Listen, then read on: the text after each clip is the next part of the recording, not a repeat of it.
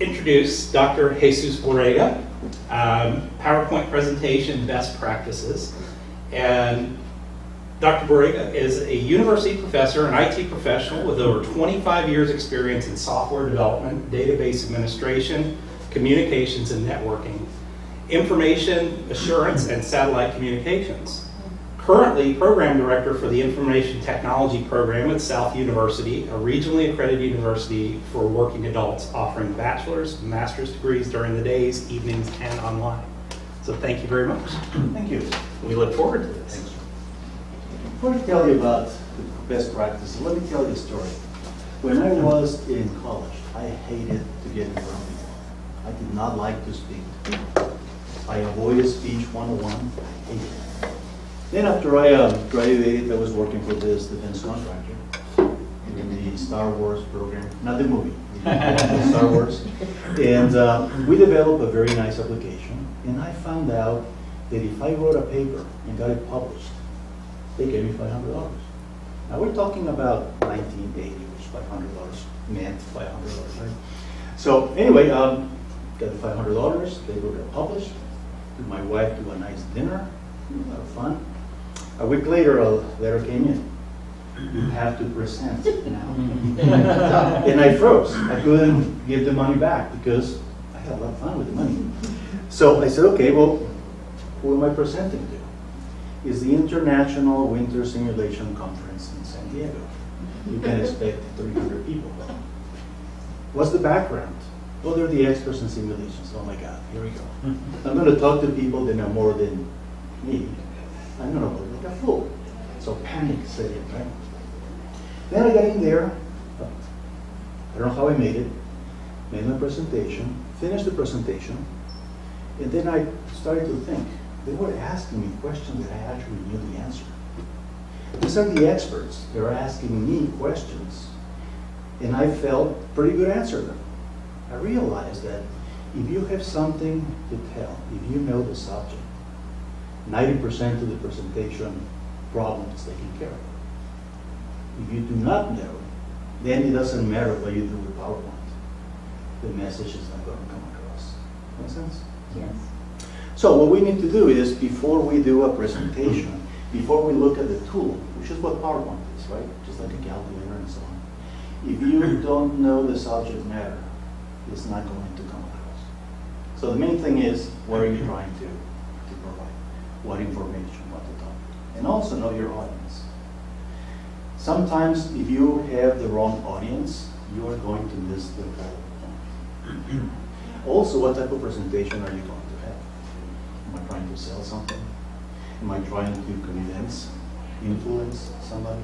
Am I providing a report? Or am I doing a training presentation? PowerPoint can help you differently in each one of those cases. Make sense? I'm going to show you a short, well, it's not short video, it's a nice video that puts this into perspective. And then we are going to assess how good it was. Let's see.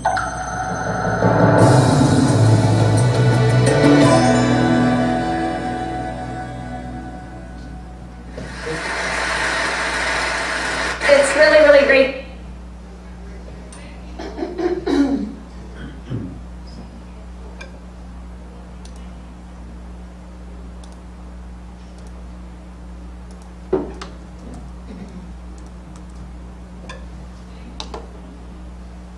To be here.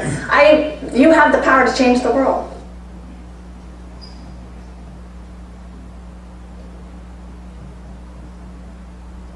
I'm not saying that to be cliche. You really have the power to change the world. Deep inside of you, every single one of you has the most powerful device known to man, and that's an idea. So a single idea from the human mind, it can start a groundswell. It could be a flashpoint for a movement, and it can actually rewrite our future. But an idea is powerless if it stays inside of you. If you never pull that idea out for others to contend with, it will die with you. Now, maybe some of you guys are trying to convey your idea, and it wasn't adopted, it was rejected, and some other mediocre or average idea was adopted. And the only difference between those two is in the way it was communicated. Because if you communicate an idea in a way that resonates, change will happen, and you can change the world. So my family, we collect these vintage European posters. Every time we go to Maui, we go to the dealer there.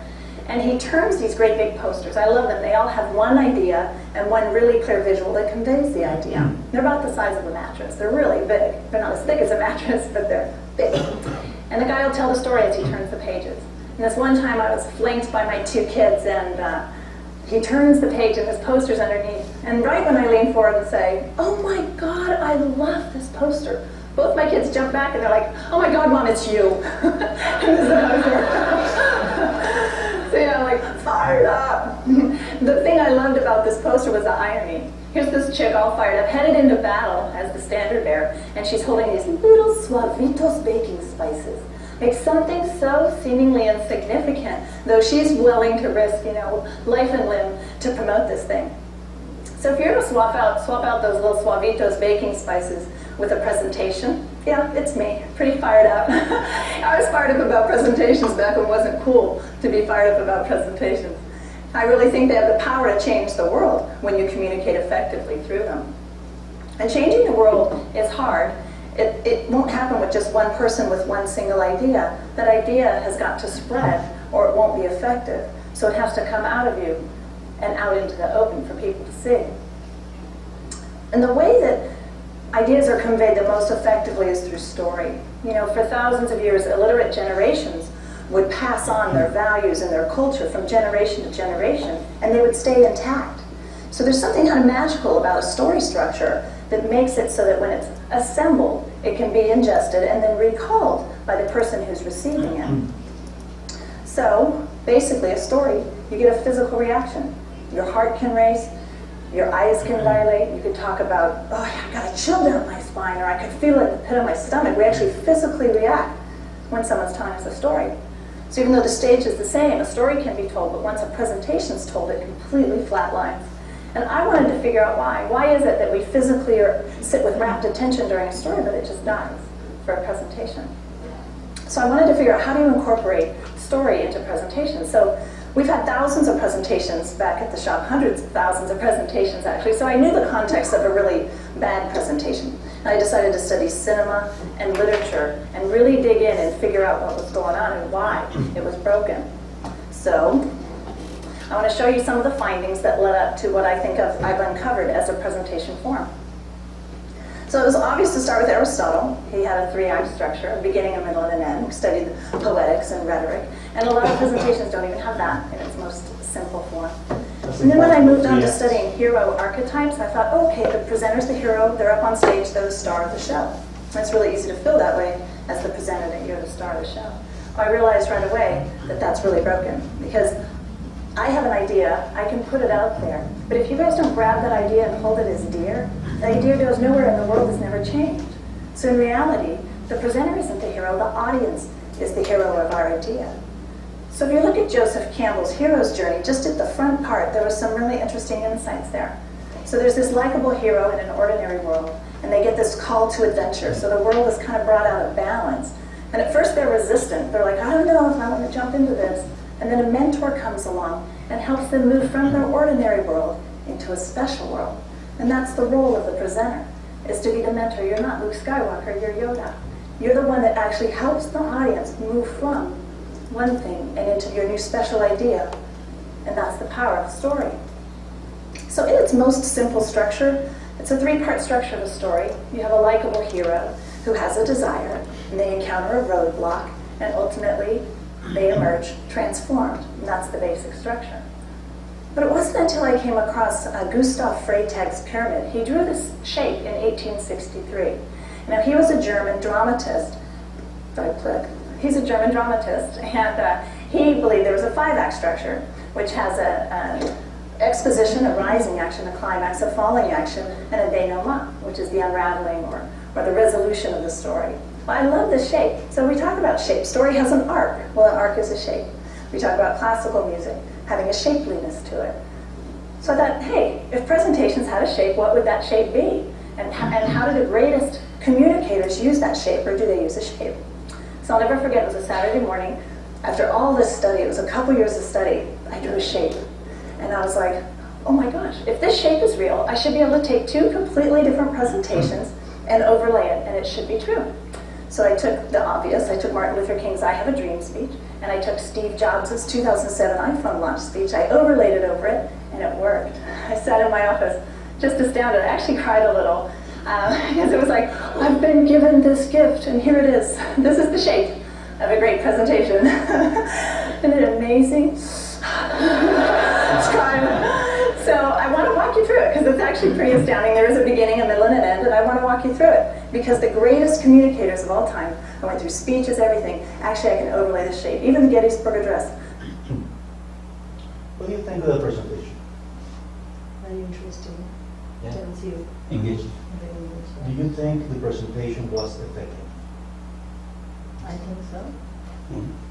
What made it effective? So it's about how you present it, and then she's talking about how you make your presentation or your story reach out to audience and make it successful. So what was the purpose of the presentation? Is she selling something? More educational, I think. Okay. Was she training you on something? She was just educating. Right, so it was education, right? But it's different than training, right? What's the difference? She's not teaching you how to do something. She's just telling you. It's a new concept that she's presenting, right? How about the eye contact with the audience? What do you notice? Was she looking down at the notes? Was she looking at the screen? Make that She was contact, looking yeah. at the audience, right? She was Anything connecting. else that you noticed? I think the pitch of her voice changed, which is something I noticed, is that when she was talking about something which she really wanted to emphasize on, Right.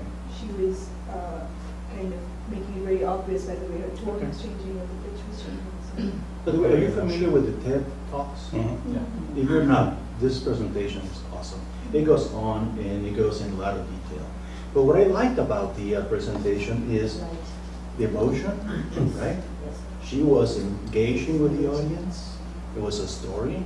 Remember the story with the lady? Why is the story important to start the presentation? I think it resonates and connects with audience better. Right.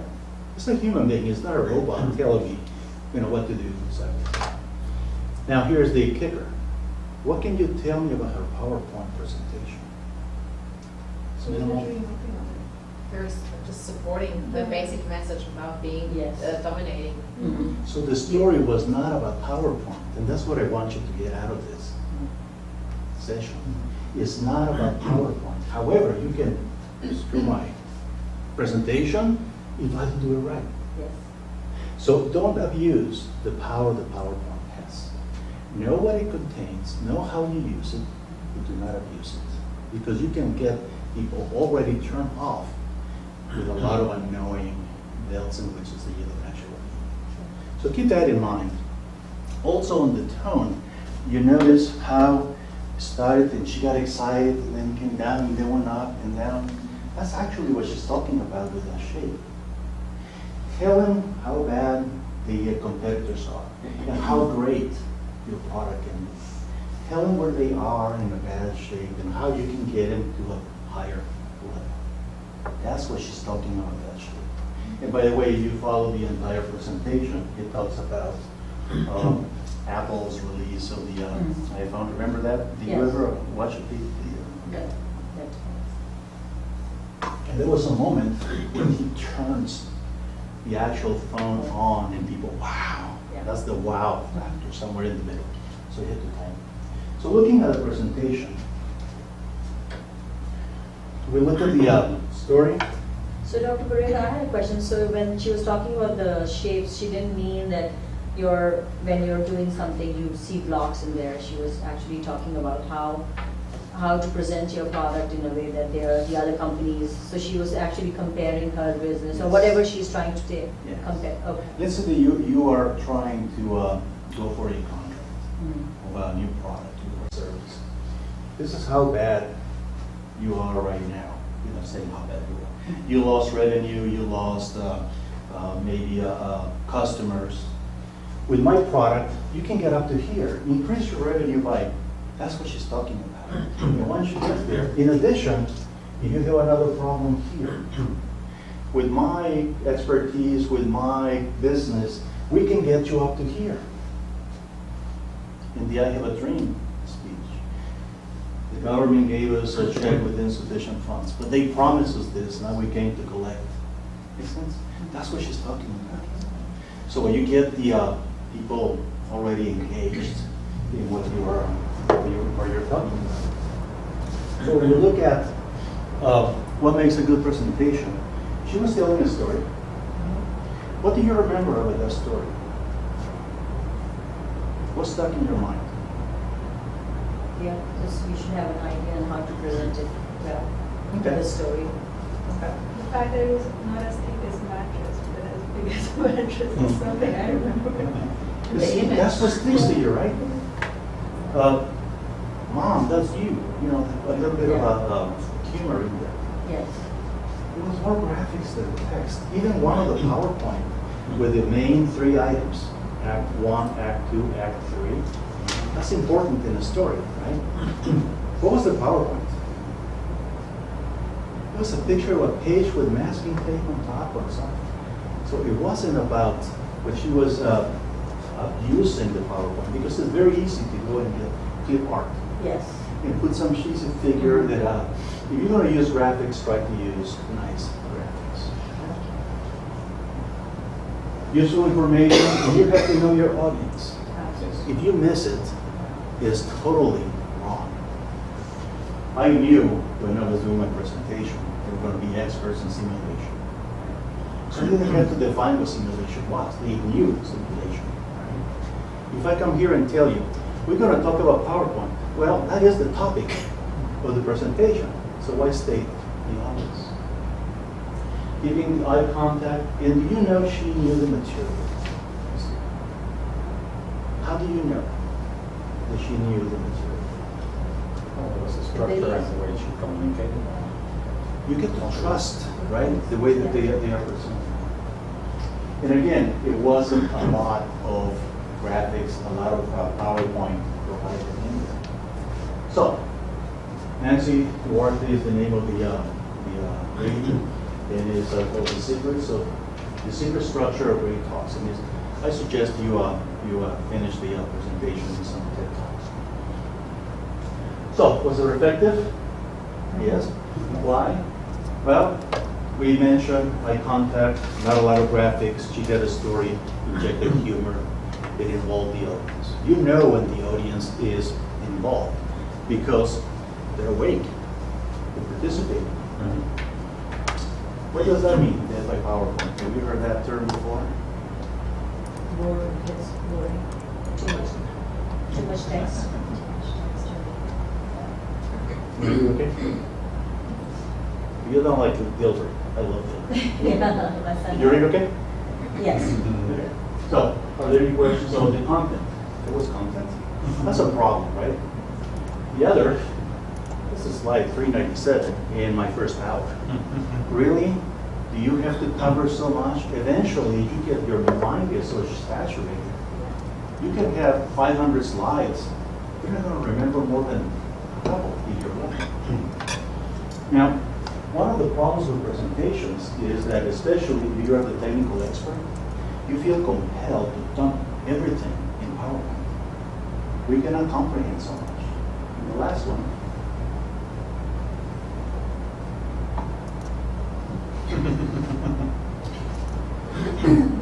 That's bad when the presentation starts like that. So, if we look at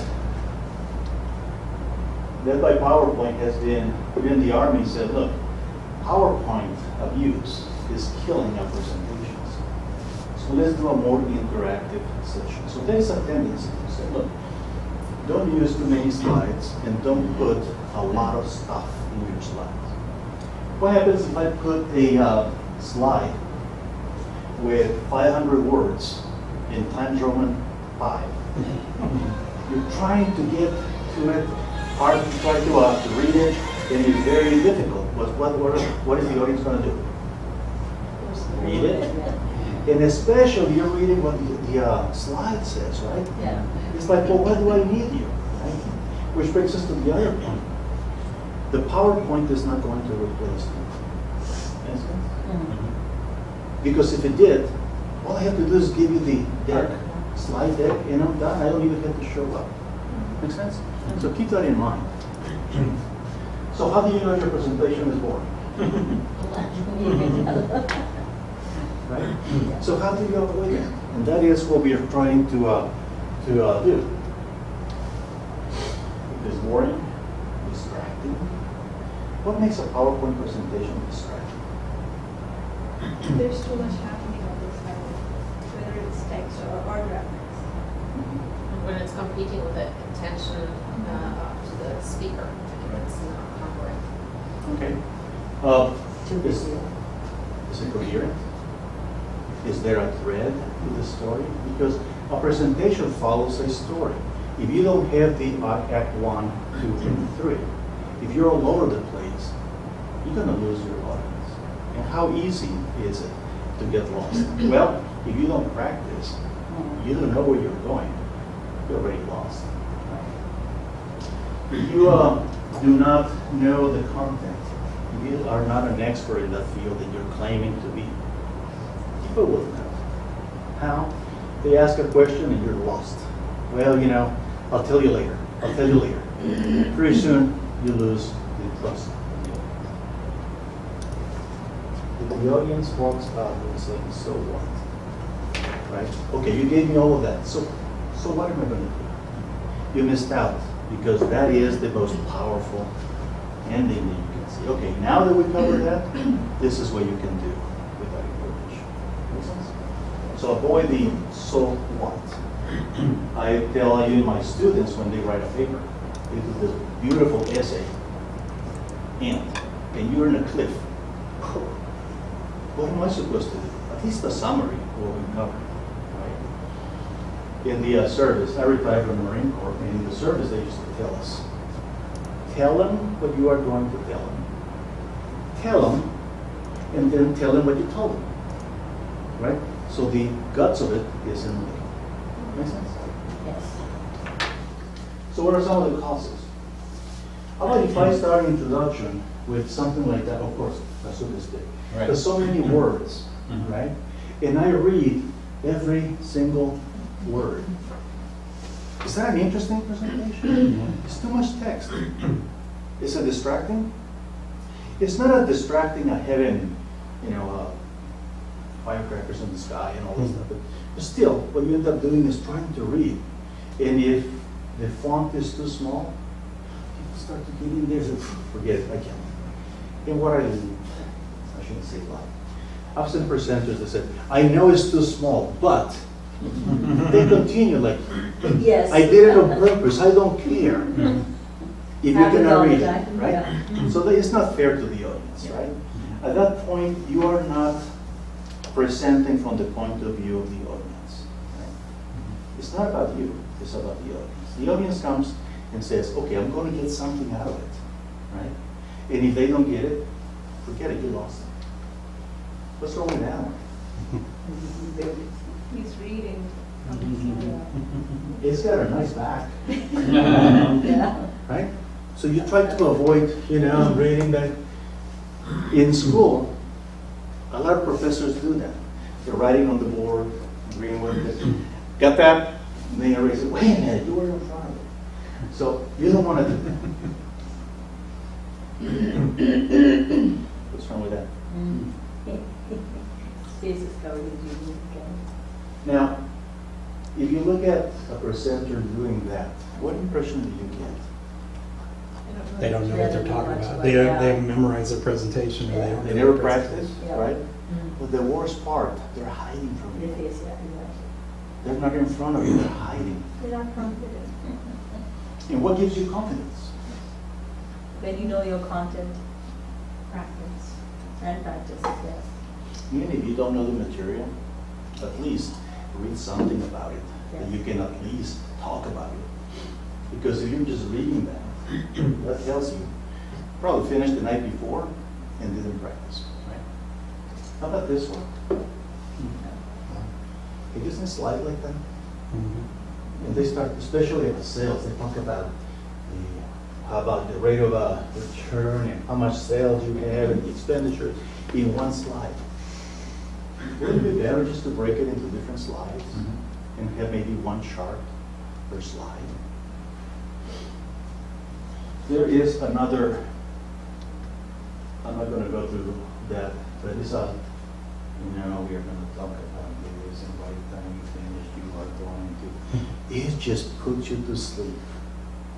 It's an example, and this is actually a, starts with a very funny tone voice, and it's okay, how do you like that? And then he changes. He said, look, start here and work your way down. And then go up and work your way down.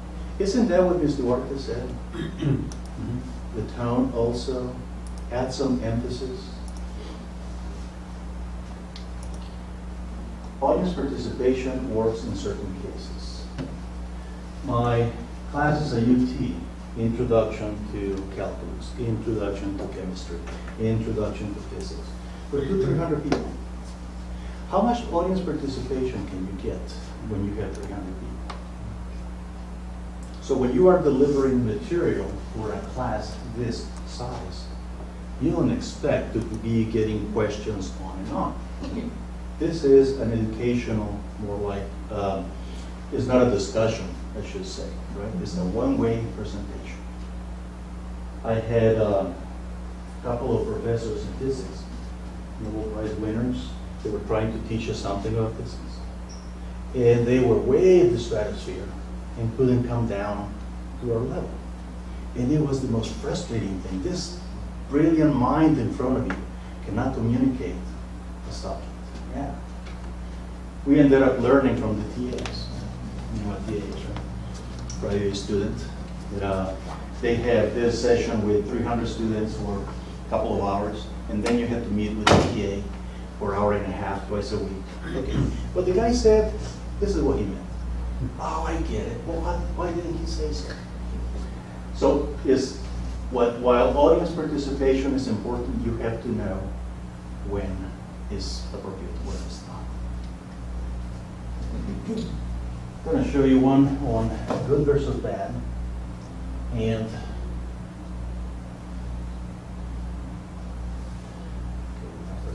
there.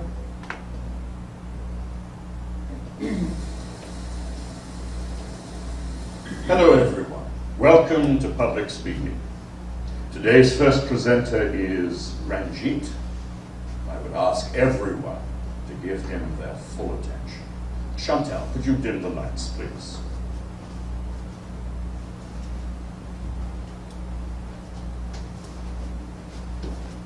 The British imposed a lot of unpopular taxes on the American colonists and didn't let them elect representatives to the British government. In retaliation, the Americans started to boycott British goods. In 1773, Americans in Massachusetts dumped a shipload of British tea into Boston Harbor. This became known as the Boston Tea Party.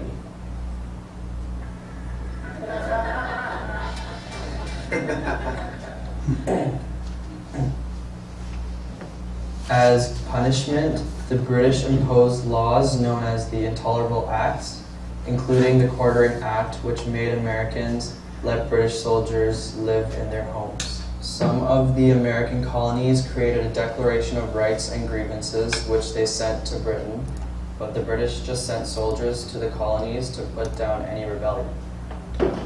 This led to the first battles of the Revolution at Lexington and Concord. Thank you, Ranjit. I know it's very hard to give a presentation in front of the entire class. Now, would anyone like to offer Ranjit constructive feedback about his presentation? Any tips for what he might do differently next time? For example, were you all able to hear what Ranjit was saying? Not really. He needs to speak louder and face the audience. Yes, great suggestion. Anyone else? He was reading from his paper, so it didn't feel like he was really talking to us, you know? Exactly. it's important when you're speaking to look up every sentence or two and make eye contact with someone in the audience. Anything else that Ranjit could do to appear more relaxed and feel more confident? He could smile more. Yes, smiling makes us feel relaxed. Oh, and make sure your phone is off before you speak next time. I do have one more suggestion. To connect with listeners, it's a great idea to use a personal story or experience as an example. Can you try that next time? I think so, yes. Next week, my presentation will be about the causes and effects of stress. We look forward to hearing it.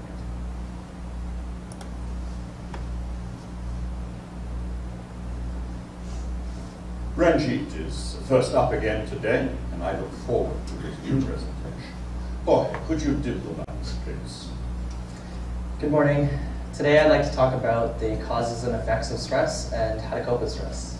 Stress has many causes, including work or school, life events, changes, or unrealistic expectations of yourself. Some effects of stress include headaches, trouble sleeping, depression, or lack of concentration. I know how hard it can be to deal with stress. Last year, I started working after school to save for college, but I didn't have time to do homework and my grades went down. I had trouble sleeping, I only ate junk food, and I stopped hanging out with my friends. Fortunately, I was able to talk with a school counselor to manage my stress. She suggested that I reduce my hours at my job, eat healthy foods, and get some exercise. So I literally started walking home from school and bringing my lunch. I also asked my teachers for extra help. Now, I feel better. It's important to recognize when you're stressed and to ask for help. Thank you.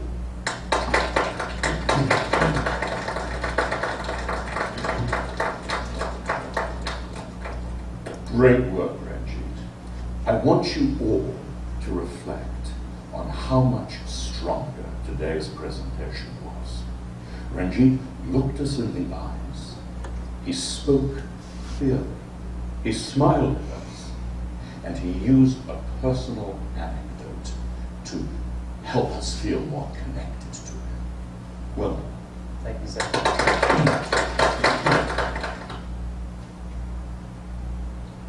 Was there a difference? Oh, yeah. Presentation.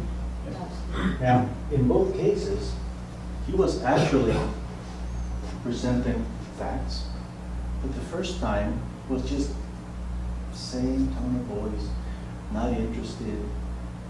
It was like he had to be there and he just going through the motions, which is not a good. It's not good for the audience to feel that way. So don't abuse PowerPoint. Now we're going to get into the second half. Okay, we talked about presentation style. Let's look at PowerPoint and what you can do to make your presentation better or worse using PowerPoint. So, I have a question. In those two presentations, the first one was facts. They were talking about historical things. So how do you include anecdotes or your own personal story in something like when you're talking about education material or something as important as historical or... Actually, it's great. Let's pick a topic, physics. Talking about physics, combustion engines and so on. You know, my first car was a 1970 Pinto, and it had a lot of smoke coming out of there. I couldn't understand where the smoke was coming from. I thought it was something wrong with the muffler. No, it was actually the engine, right? It was burning oil, and I didn't know that. So what makes burning oil show up? You know, you can always come up with something personal and worst case, if it's a new subject, you say, hey, I was terrified of the subject. You know, I went to buy my book, and this is what students do. Went to buy my book, look at the last few chapters. It sounded like Greek to me, right? Remember, you start from page 1 and you work all the way to the end. So in this class, don't get too concerned if the later chapters are totally alien to you, because we are going to get there. Make sense? So it's not that you have to talk exactly about the same topic. Just bring something to say, hey, I can relate to the topic. Make sense? When you're talking about history though, you can say maybe something like, I hated this subject when I was in high school, or, I mean, you can kind of come back to it that way. Yes. To her point, maybe it's not about connecting with the story, but connecting with the audience. If you're talking to a bunch of students, I always try to say, I remember when I was a student and these presentations were always tough for me. And it's more about, connecting with them, right? Yes. Not necessarily about meeting the exact topic. Doesn't have to be the Boston Yeah. Tea Party like he was talking about. Right. But In Ms. Duarte's presentation, what did the lady with the flag and that little stamp had to do with the rest of the presentation? Just made it interesting, right? Made a laugh. Okay, you put the audience at ease. And the audience, when you start that way, all of a sudden they feel more relaxed and feel that they can participate. Hey, it's a human being. It's not a Alexa reciting, what they told her to do. Make sense? Yeah. But again, even, two Englishmen walking to a bar. You just make it up. Yeah. Oh, I forgot. And at least you get a little bit of a connection. So, PowerPoint is a tool. You are the presenter. And you are presenting most of the material. Now, if you are doing a training, how to create a slide in PowerPoint, you need some screen captures, right? So when you're done, you can give it as a handout. But if you're presenting a sales topic or you're trying to convince something, everything you say is not going to be in the PowerPoint. Should not. Because if it is, you lost already. You need to engage the audience somehow. If the audience is not participating, it doesn't matter. Pretty soon they're going to be snoring and eyes closed. And you put a lot of material, you may be avoiding the main issues that you're trying to come up with. You need to involve the audience. There are transitions in PowerPoint, right? There are also sound effects. Right? They can come in at different times, and the fonts could be different on the same slide. From font sizes. What is that? White space? Space between the Or words, the or lines? right? line spacing. Remember that they want to have like 15 lines with very small font? It gets your eyes very tired, right?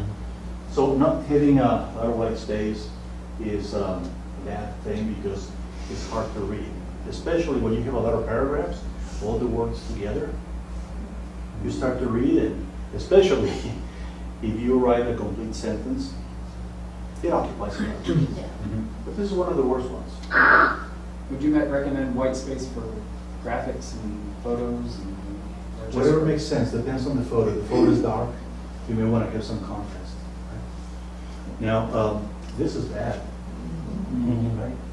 Dark on dark. Now, here's the problem. You may be creating your PowerPoint presentation in your computer, and it looks great. And then you show it in a low resolution monitor, and it looks like dark brown on black. And it's hard to see. And avoid a lot of the colors that are not in contrast. I'm going to show.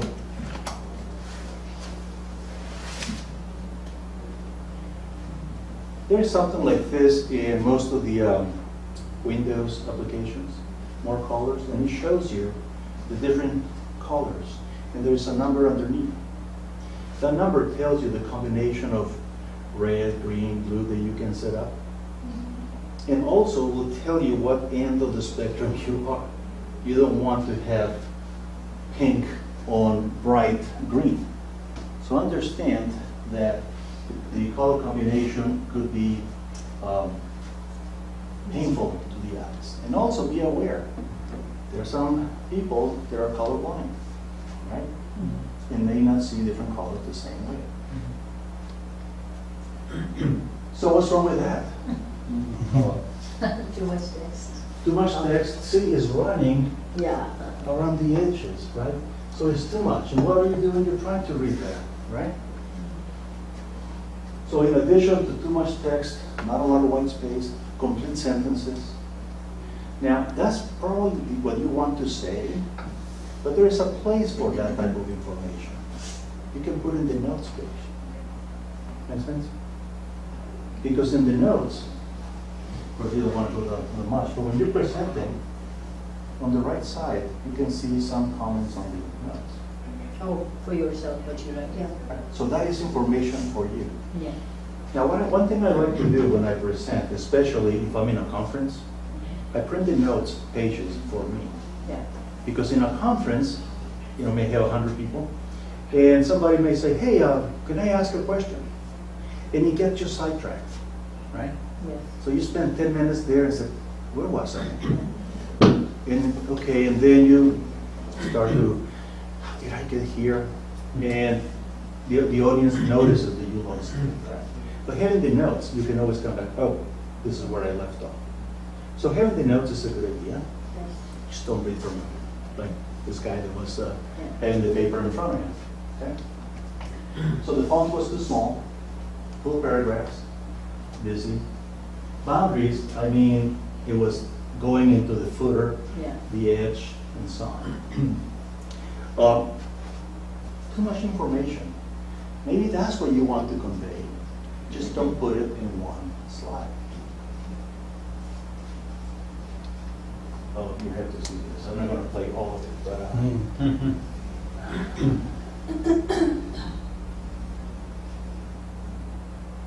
and I'm going to advance it because it gets a little boring. Morning hour is ended. For what purpose, Mr. McElroy? Please, please. I'm a freshman. Personal privilege, please.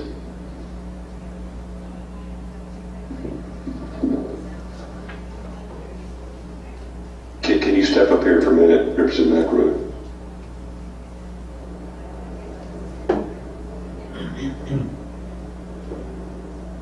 This is the House of Representatives. I'm not going to play all of that. This is a congressman, and actually in Congress, addressing the rest of the representatives.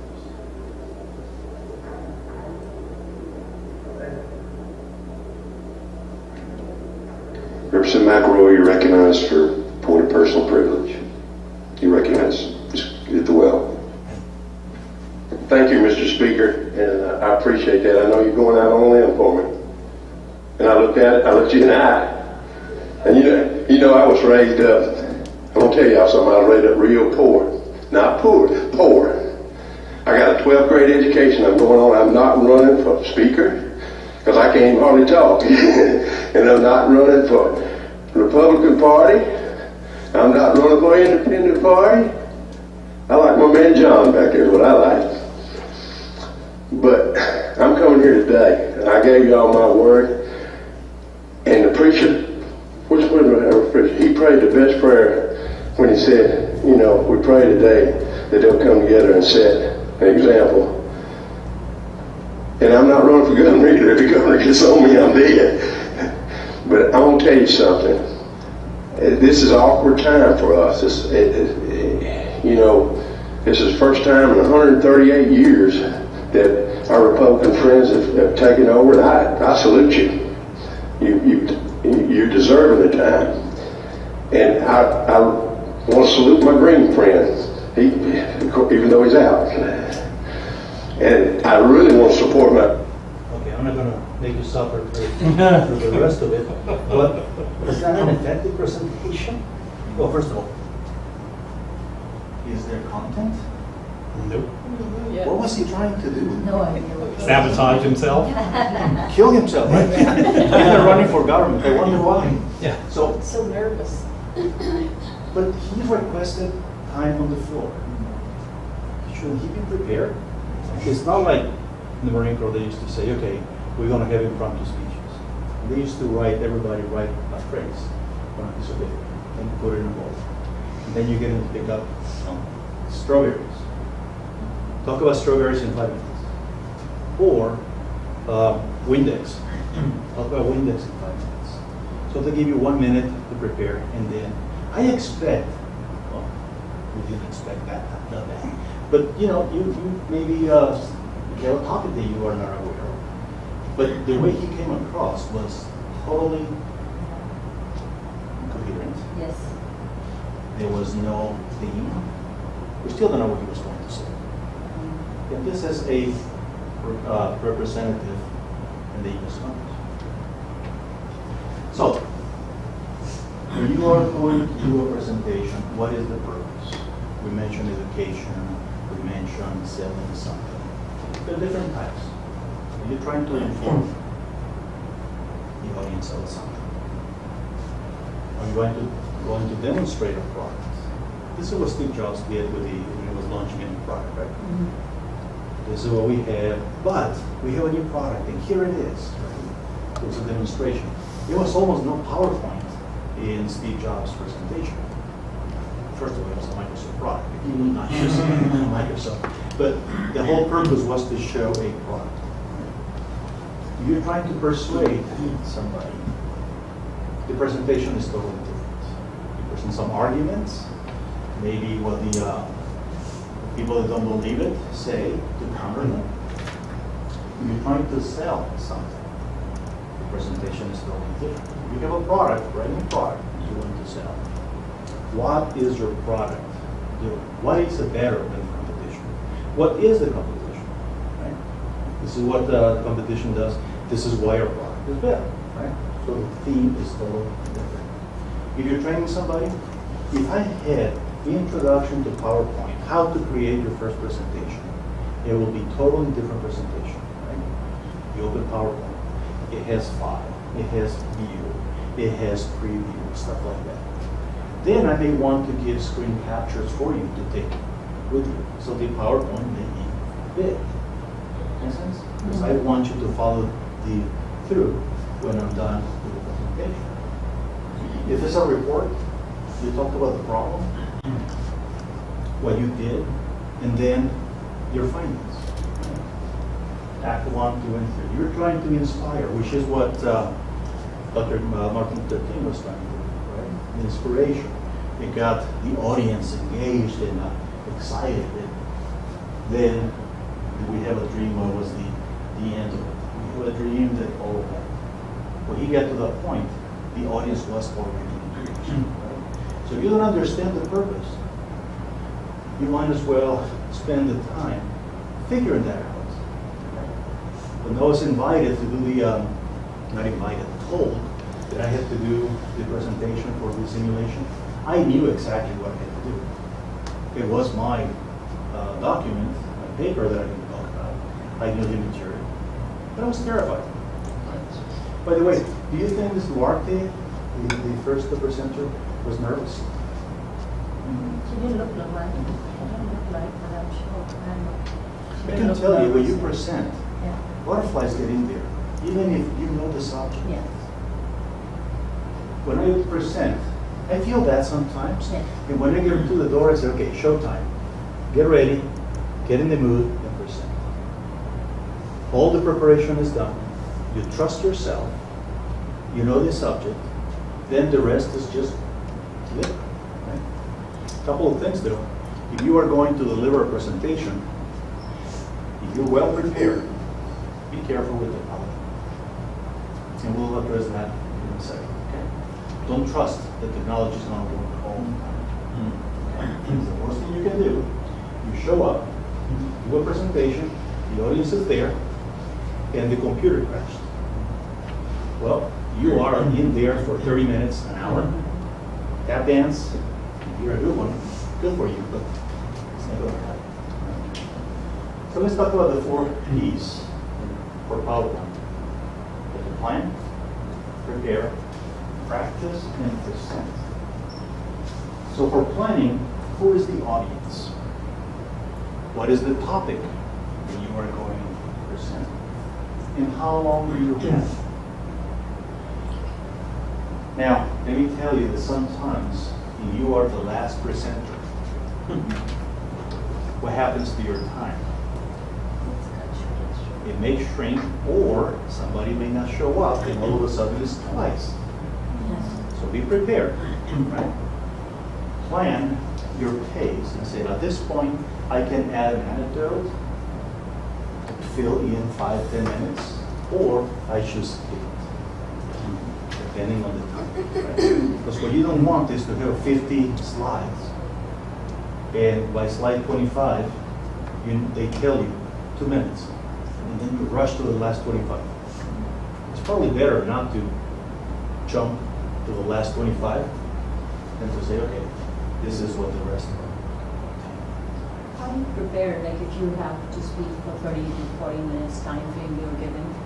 So do you suggest a number of slides to prepare and how much time to spend on one slide? I'll answer that in a couple of slides, but Okay. it's a good question. How do you know how long it's going to take? Right? Dry run through it, get the idea, and I'll show you that. I'm not sure that's one of the slides that are coming up. And practice. When you practice, you go through the flow, you talk to somebody, okay, here I'm going to spend 4 or 5 minutes and do this. And then you pace yourself. As far as how long you have, here's what I do. Here are my slides, typically how long I'm going to spend. And typically I reach about, this was 90 minutes, okay, 90 minutes. But I expect that maybe we start late, or maybe there are a lot of questions. Like I know a couple of you already asked me a couple of things on PowerPoint, so I'm going to allow a little bit more for that. But once you have your Act 1, 2, and 3, you pretty much know if you're going to be on track or not. One thing about practice, though, if you practice, it's going to sound very monotonous. Right? If you know the subject, ad-lib it. Sometimes it's better to interject some personal comments, and depending on how the audience reacts, you may take advantage and put more, maybe add a little bit more. Right? In a presentation, I never know what I'm going to be talking about outside the PowerPoint because it's based on audience feedback. And when you present, just come in, bring your whatever you are going to have. I used to present the government of Mexico proposals, and I had my PowerPoint and also a whole bunch of slides, a deck, because one time I showed up and the computer was not working. And we had a couple of senators, what are we going to do, right? So I gave them the slides. Okay, the computer is not working, so slide number 1, this is what it's not my preferred method, but it's better than, I'm sorry, I'll see you next time. You got a couple of senators there. You're not going to get them back at the same time, right? So you got to be careful with that. Now for the planning, what's the topic? How much time you have? Audience? What material you are going to provide? And then the outline. If you have written papers for school, you start with the outline, right? At least that's what I do. When I go into Word, put my outline, well, this makes no sense, and start to rearrange the topics. So I do that. That's your outline. Now, you can create slides, how many slides you're going to have, and maybe a phrase on each one. On this, I'm going to cover the following. So this is the planning for the presentation. So this is what I was showing. I had my slides, how much time, I had 90 minutes. So this is what I'm going to spend. But then how do you know what slide 15 is? Well, I got a printout, so I know which one it is. And also, I know what the next slide is going to be because I'm looking at it right there. So prepare. What story are you trying to tell? And I don't mean the introduction story, just what are you trying to tell? Is this a product? Is this a service? Is my company the best that you can have? At the end of the presentation, what do you want them to remember? 397 slides. You're going to remember that he had 397 slides, but very few on the actual content. Remember, it's not about you, and avoid the so what. So as part of the presentation, the preparation, you can look at the slide sorter. You can move slides around. So we're going to see that in a second. And to practice, read it aloud. Because you may be surprised by reading it to yourself. Wow, that doesn't sound right at all. Right? Rearrange, move stuff around, time yourself, show somebody. My wife is always listening to me. I run through the presentation, and she's brutal. And she's an editor, and you really want to do that? So we'll see. And adjust, right? When you're giving the presentation, feel the audience, feel the pace, slow down a little bit. If the audience is not engaged, maybe ask an open-ended question, right? For example, anything on practice that we need to spend more time? Is there anything that you'd like to know more about practice? Oh, what if you are by yourself? You have a cat? Talk to the cat. Because I don't expect the cat to answer, but just the fact that you're talking about it. Another question that I get is, what if the person I'm talking to knows nothing about the topic? You know what my answer is? It's even better. Because if they don't know about it, they may ask, well, really? Why? And you may have to explain that topic a little bit better. So sometimes not having somebody that doesn't know the topic is a good thing. Okay? For the presentation, be early. If you can, try to test what you are going to present. Now, this is my first time here. I'm pretty sure you have great equipment here. But I have to come prepared for whatever happens. I've got my clicker. He has one, which is great. I just didn't know. Also, what happens if my battery dies? I have one here, right?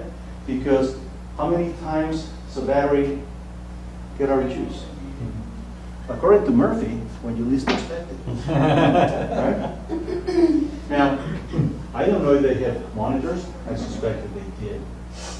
So I came in, and if they have it, that's awesome. If they don't, well, I was ready for whatever they had. Maybe borrow a monitor from another computer. They have the connectors. Well, I don't know what kind of connectors they're going to have. So, is there a VGA? This one will cover all the choices. So it's part of the preparation, right? Do they have Wi-Fi? Well, if they don't, I need internet access. So I have my hotspot. Makes sense? Because you never know, right? Bring your power cord, right? You may run out of juice. Do you use a clicker or not? Clickers are very finicky. Sometimes they work, sometimes they don't, right? So if that doesn't work, what are you going to do? Be close to the computer. In large conference rooms, or maybe like in a seminar, sometimes it's good to walk around, because you don't want the people in the back to see the little face. So walk in, but if you do, does the clicker work way in the back? Right? And you have a microphone. Does the microphone work way in the back? Have a backup. What happens if you show up and your computer crashed? Well, I have a backup of the presentation. And I email it to myself in case they don't allow USBs. Right? I can go into email and I have my presentation with me. What about water? What's the deal with water? Why is that important? Right. First time I presented actually at the winter simulation conference, I noticed that my mouth got dry. And the sound that a mouth that is dry makes is terrible.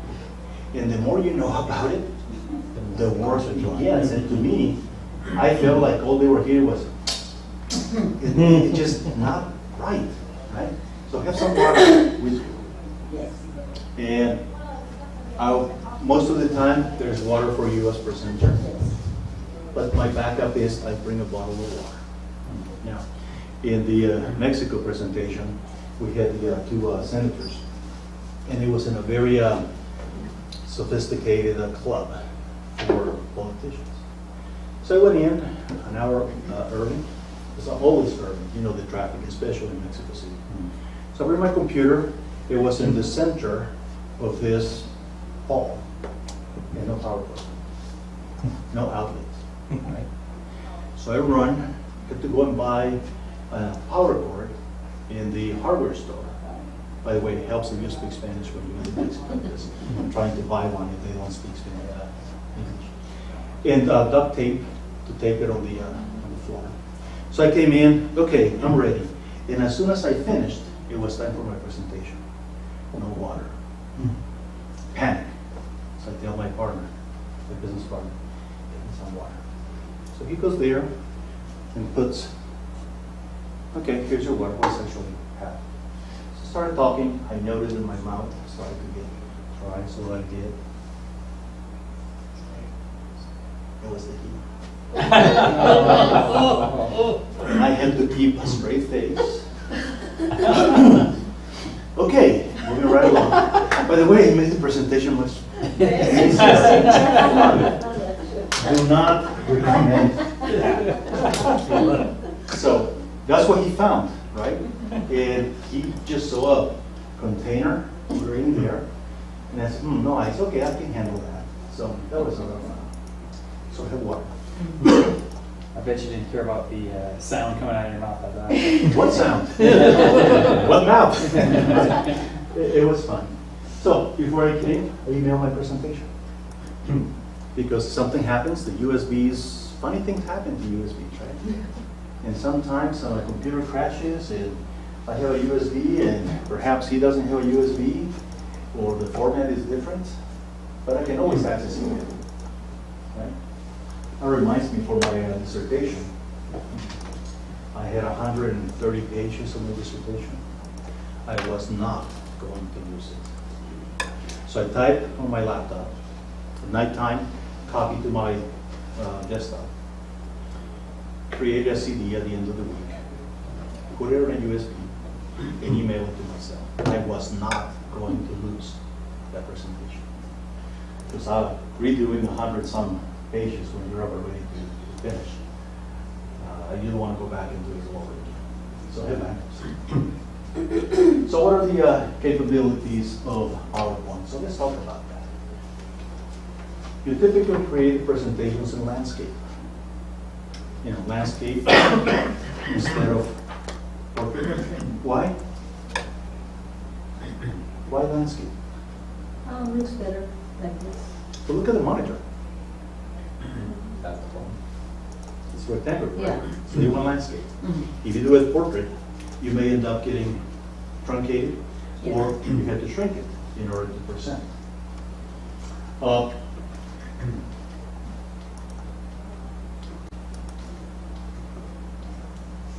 the landscape, do not write full sentences or full paragraphs. The paragraphs should, or sentences should be in your notes. Okay. Because the audience is going to read them. Even if you're doing historical facts or stuff. It's okay to put a historical fact.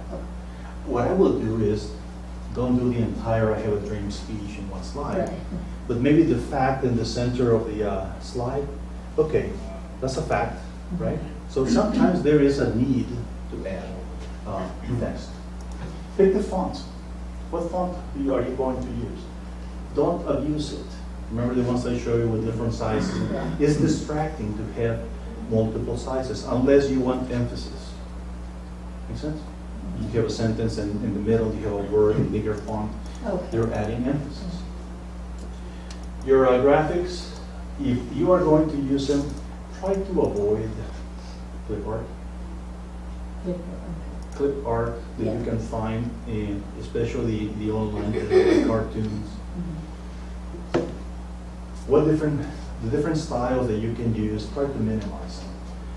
when looking at the fonts, we have a family name and a generic. So let's look at the family name. Subject type of fonts. Which one do you like? Times and Arial for clear. Okay. There are families that are compatible. This one and this one is not. Right? You notice anything about this font? Light. A lot of lights. Sure. It has a lot of lights, please. Spread out. That is called fixed font. The other one is proportional font. If you look at the I here, it's smaller, the space, but you look at this, it's bigger. So in Courier, every letter occupies the same size. Yes. So if I'm writing a piece of code, program, I write in Courier. Because if I don't, it's going to shrink in code, the indentation makes sense. It's hard to do indentation in a paragraph with Arial or the other fonts. Also, the family. What's the difference between serif and sans serif? It's the curvature and the it's all together with the dash, the line at the end of S on serif is called something, I think. Serif. Yeah, it's Serif. This is without serif. Oh, it's called or serif? Serif. Oh. Serif or without serif. So you have the letter T or T. So this, I kind of like this better than with the serif. It's just more appealing, but it's up to you. There are times when you want to use a cursive, right? Like say you want to show a letter that somebody, or put an image of a letter. Well, you don't put it in Courier, right? You want to show something. Foreground and background. This is not as bad as if the resolution is lower on the monitor. And of course, in your computer it looks great, but in the monitor it may not. Yeah, that is a painful way. If you want to look at the color and see what matches, there is a link at the bottom that will show you different color combinations. So you can play with that. And they say, okay, well, these ones are okay, these ones are okay. And you can get a few downloaded. Color family. Yeah, So what you color say you you want. can use two text, two fonts in a slide, two different fonts in a presentation. You could, if you want to add emphasis. But if you have a sentence and you start to mix font sizes and types, it's just distracting. Yeah. Visual with color, right? If you have, you're colorblind in different types, this is what you're looking at, or this. So when you're talking about, well, look at the orange. Oh, there's no orange in there. Makes sense? So be aware of that. For the sound, if you embed a video clip, test it. Last night when I was running, I couldn't get it to work. So it's okay, if something happens, I'm going to have Internet Explorer preloaded in case I cannot get it to work. Sound effects, I hate them.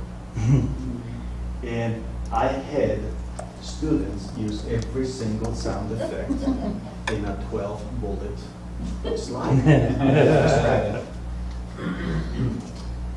This is what PowerPoint will provide to you. They preview the presentation. This is what you see in your computer, the presenter's computer.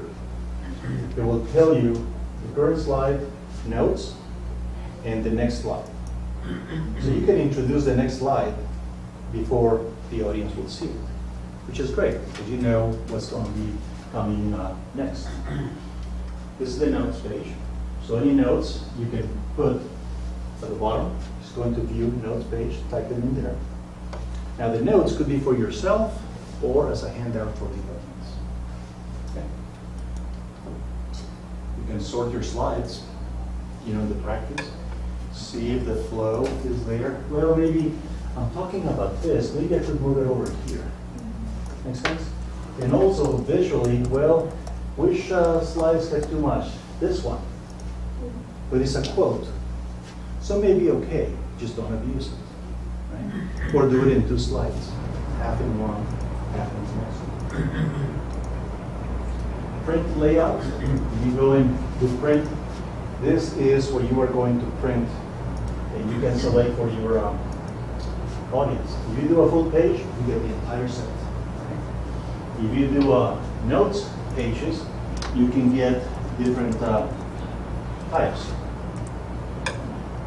What I printed here was slide, but 6 per page, which is useful for me.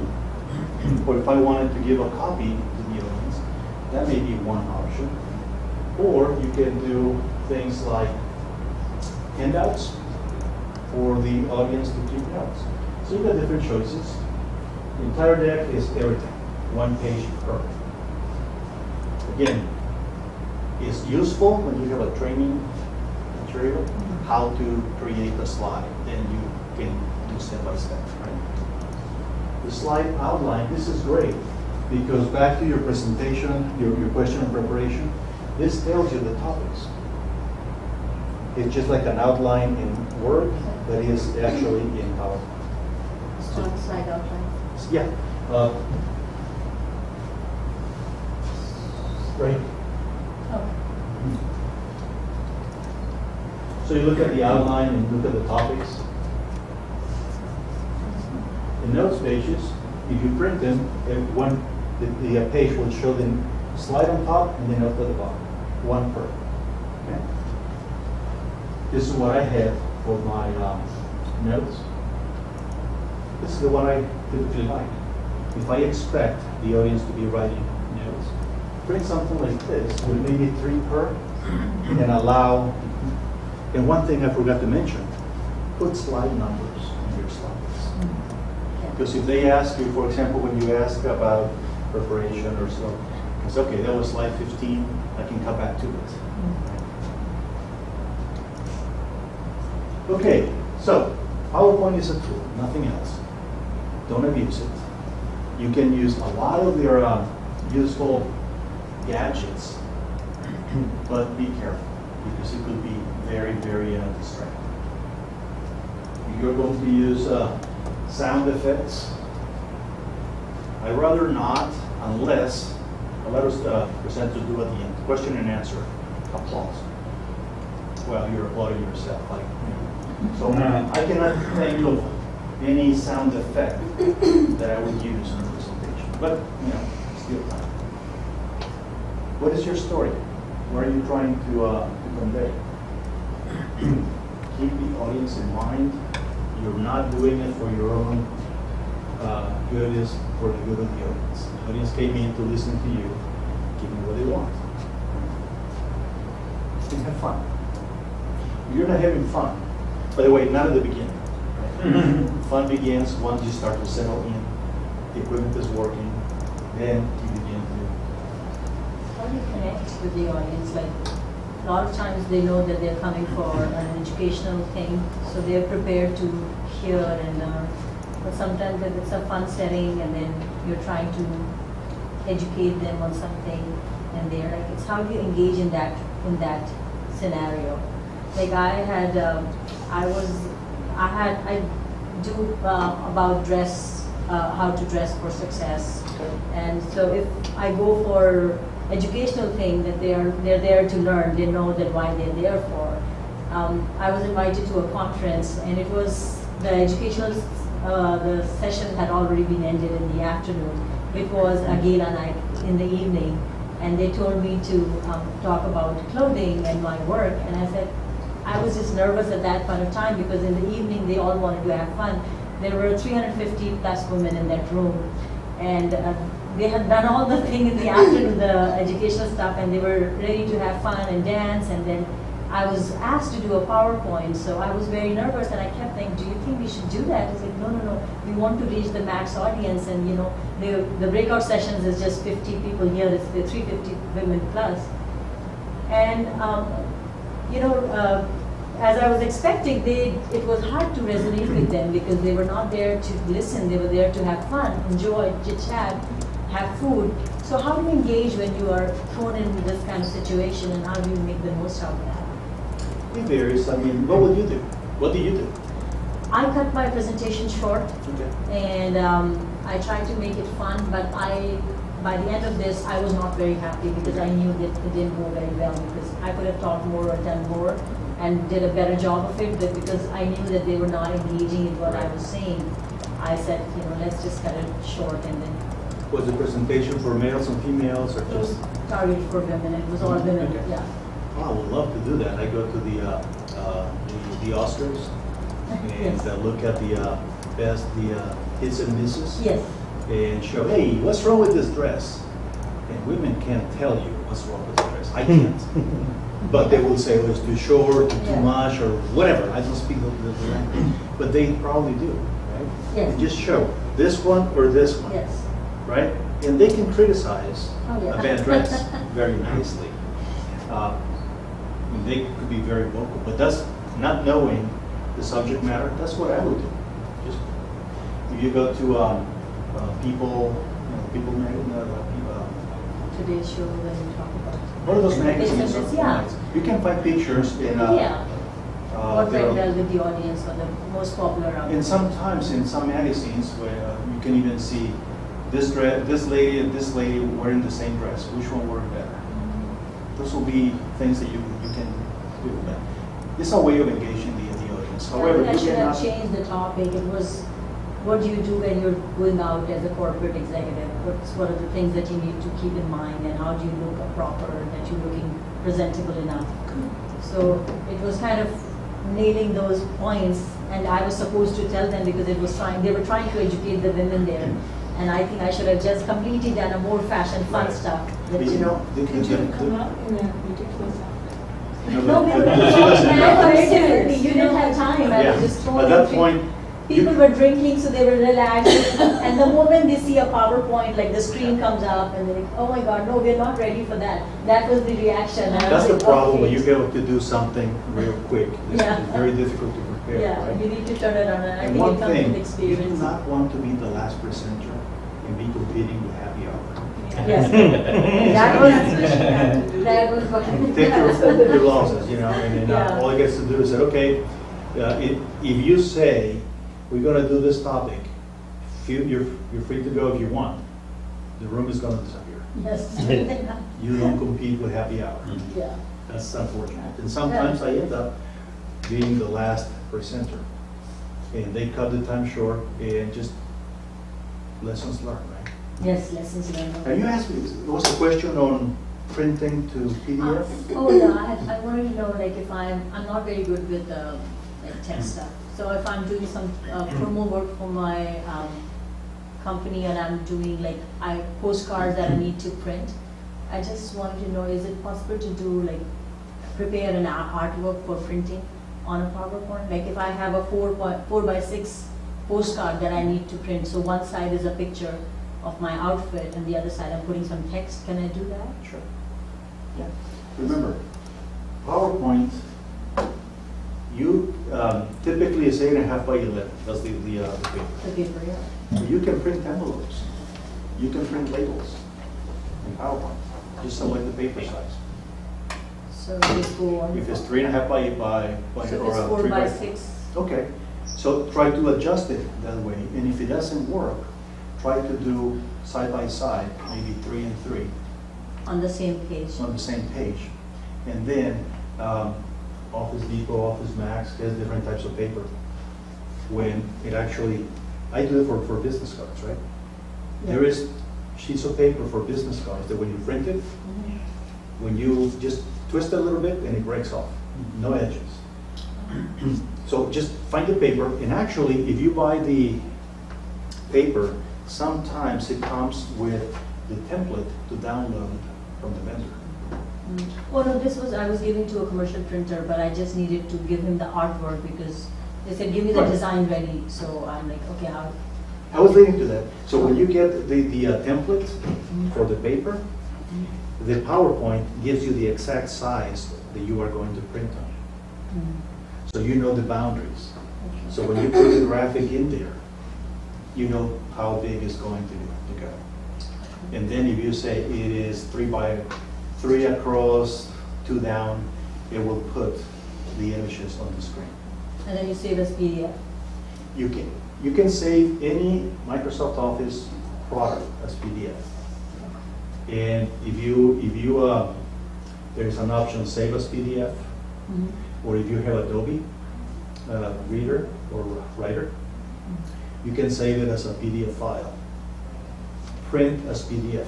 And then what it does, it gives you the folder, the name of the presentation, the PDF. And when you open it, it will PDF. So that's another option. Yes, ma'am. Totally different question.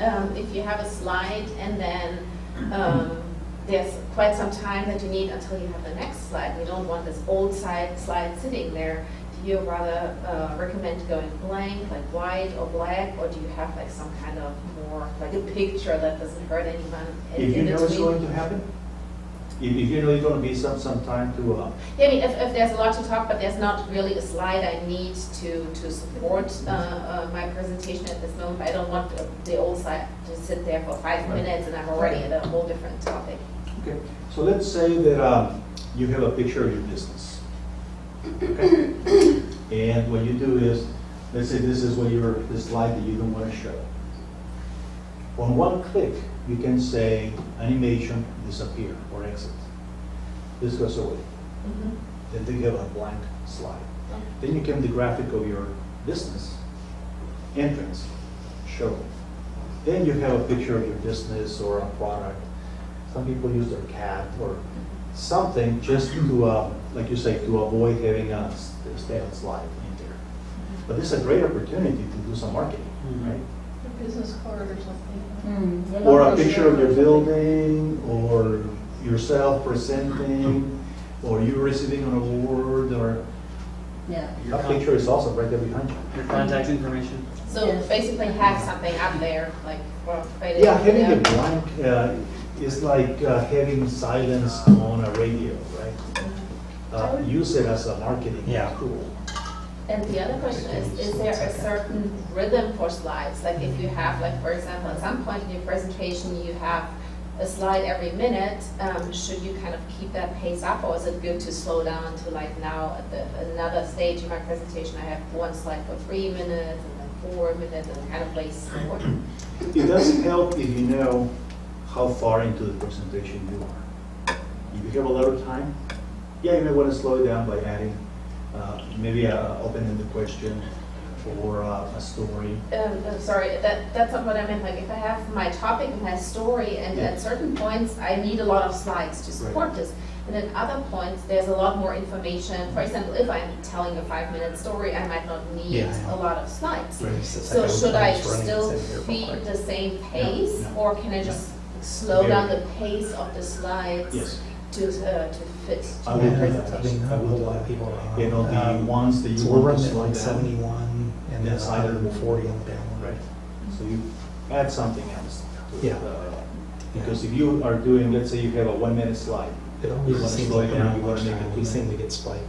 That's basically the issue. Yeah, if it's okay to It have is. different paces, It like is. at some point you're changing them fairly quickly because, for example, you want to show a couple of stats or something, and then at other points in your presentation, you don't need as much slide, it is and then okay. you just. Actually, it makes a better presentation when you vary. Yeah. Sometimes we're stop, not ready to do that yet. get sip of water, not tequila, Yeah. and move on. Yeah, it is a good idea. Okay. It makes a more Cool. interesting presentation. Thanks. So do you think that cool. if it's a 30-minute presentation, do you have like a set number of slides that you should suggest that, oh, I have only 15 slides because? A lot of people will tell you different times.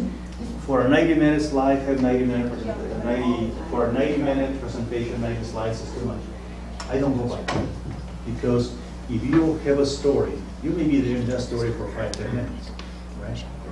And then some of the other ones may be facts. If you have like the agenda, a lot of people come with the agenda and put it in there. Well, you know, if you got 14 slides and you want to spend 10 minutes on each, don't spend 10 minutes on each one.